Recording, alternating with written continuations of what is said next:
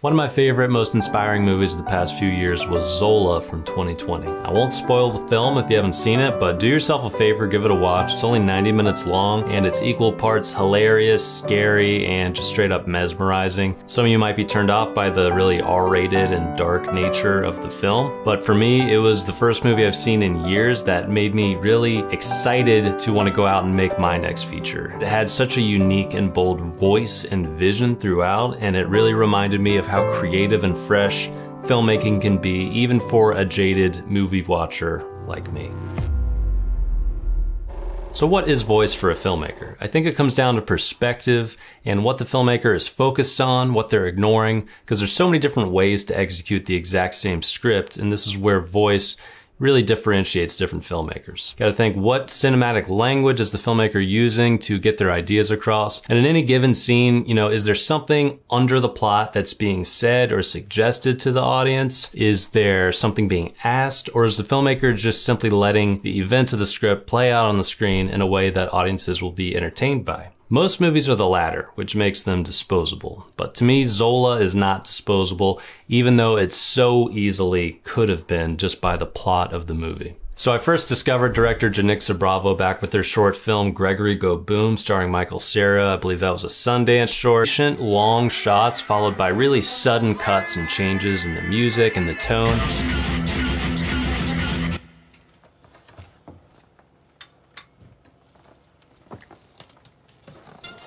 And they all worked. I felt like I was in good hands with her, and there's a thoughtfulness to all of these decisions that she's making, even though they're really bold sometimes. She's also being really playful and experiment. As an editor, I kind of wonder, is she covering her ass there? Did she not record enough audio of the boyfriend talking outside of the door and wanted to keep that tension going and then just leaned into it and had him repeat the same line over and over? I'm not sure. Maybe it was intentional from the beginning, but the effect of it is really cool. It kind of feels really surreal and weird and more subjective, like you're in Michael Cera's character's head a little bit more. And this experimentation with the sound design and the sound mix is something she develops further in Zola. For example, there's multiple shots driving down the road from inside the car from Zola's POV. And one time later in the movie, when things have already started going really downhill, they drive by the police beating a black man in the distance.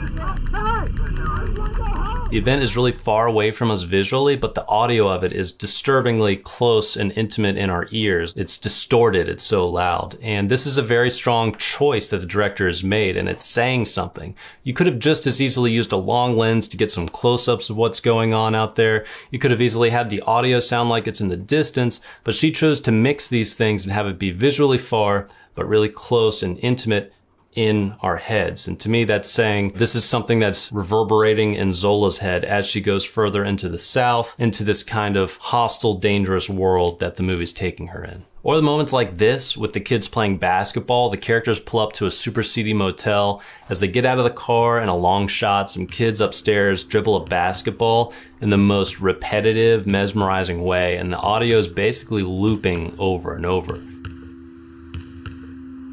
And this repetition becomes like an annoying heartbeat to this off-putting new location that sets the tone just so elegantly. Such a brilliant and outside-the-box choice that I would never in a million years think to do myself, but so effective in this film. And I think it's these kinds of creative choices throughout that bring the filmmaker's voice to the foreground and remind you how many options there are for filmmakers to bring us a unique experience as audience members. And it's not just Janicza making all these choices. Her team was stacked with people like Tony-winning playwright Jeremy O. Harris co-writing, Moonlight editor Joy McMillan cutting, not to mention the cast who killed it across the board. But assembling a strong team who will complement the vision like that is a part of what makes a director so strong. So still, bravo to Bravo. So I do think a lot of movies these days lack a strong voice, and I was thinking a lot about how do filmmakers effectively inject their voice into their films? What does that process look like? And I think what it is you have to think about what resonates with you about your story. Why are you so attracted to this idea that you want to put all of your time and money and energy into this one script? And I think it's actually sometimes hard to know exactly why you're resonating or connecting with a story. But if you push yourself to think about it more deeply, you're probably going to find that something from your own life experience really connects with the story, or there's something about a character in the story that mirrors something that you've struggled with yourself, or there's just an idea or point of view on part of the film that you don't find represented out in the world. But I think once you figure this stuff out, then you can ask yourself, how can you express those deeper connections in the film and do so without derailing the whole story or becoming overly self-indulgent? Definitely a big risk when you're trying to put your voice in a film. But I think that these decisions are the ones that push the execution of a film into unique directions, and directions that are going to make your film stand the test of time and stand out from just the masses of films that are released every day. Janicza Bravo, the director, said in an interview that she was particularly cautious about watching too many movies for creative references for this film because she didn't want to be overly influenced by other films, but there were a few that her and her team watched as references. One is the blaxploitation film Coffee. The opening credits feel just like those interior POV driving shots that are throughout the film Zola,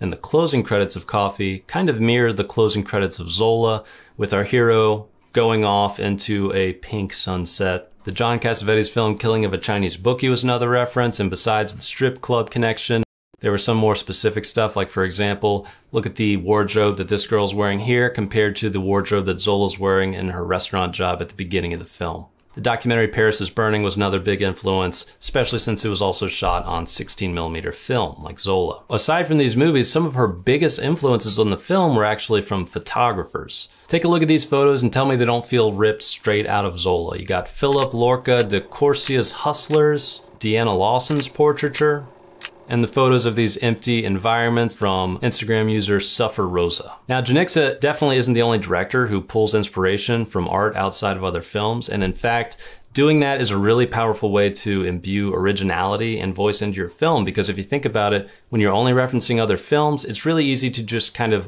directly copy and paste ideas and execution into your own film. But when you're taking something from photography or music or poetry or a novel, you're going to have to translate it inside your own head and express it again in your film. So it's getting an extra level of creativity and personalization in your film when you do that. As I was researching Zola, I found out that originally James Franco was going to be directing this, with a couple of white dudes penning the script, and Bella Thorne was going to be playing Riley Keough's character. And I just wondered, what would that movie have felt like? Maybe they would have done a great job. Who knows? I mean, Franco's a talented director. I love what he did with Disaster Artist. But think about what kind of film Disaster Artist is versus Zola. Who are the main characters? What is the perspective of the story? I would argue that he's much more situated to do a great job making a movie out of Tommy Wiseau's story than of Zola's story. And I would argue that it would have just felt more shallow, more disposable, more exploitative, considering that less personal perspective that him and his team would have been able to offer these kinds of characters and situations. But between Janicza, Jeremy, and Joy, a very similar story plot was told on the screen, but bold decisions were made throughout on what aspects of the story to focus on, what to ignore, what cinematic language and style to use to do that, and what the relevance of the story like this is to the world today. And I think all of that led to a fresh and unique voice that elevated this film to something more than just a bunch of nudity, crude jokes, and scary situations that are based on a Twitter thread. So it's something to think about for us filmmakers when jumping into a project. How does this story speak most to your own unique perspectives and experiences? Because I think that by leaning into what makes you different, you can provide the world something they haven't seen before: your voice. Otherwise, you might end up with something that is at best entertaining, but entirely disposable. And speaking of disposable, that's one reason Janicza decided to shoot Zola on 16mm film instead of digitally. Which brings us to the sponsor of this video, which is for filmmakers like me who don't have funding from A24 to get the same look of shooting on film without the crazy costs. Film Convert Nitrate is a plugin that integrates seamlessly with your favorite editing software and lets you take bland digital footage and instantly turn it into something that looks straight out of, say, Zola. I used Film Convert to color and add 35mm grain to the short film I made a couple of weeks ago for my video on how to film yourself, and in just a few clicks I had a look that suddenly felt like like a real movie. For someone like me who easily gets impatient and overwhelmed with how complex coloring can be, Film Convert really makes the process actually fun just because of how easy it is to replicate the look of all these different film stocks, see it in real time, and just keep playing with it and clicking around until you find something that looks nice. And then you can tweak it as much or as little as you want. Honestly, the out-of-the-box film stocks look great. And the coolest part is Film Convert have analyzed the sensors and picture profiles of all the most popular cameras and created these custom camera packages you can download with the software, and it gives you color controls for your specific camera. And it gives you this raw-like control of your image and makes adding all the different looks from these film stocks just a no-brainer. So check out the link in the description below, get 10% off your purchase of Film Convert Nitrate today, or just use the code STANDARD at checkout. Thanks to Film Convert for sponsoring this video, and thank you for watching. I'll see you all next week.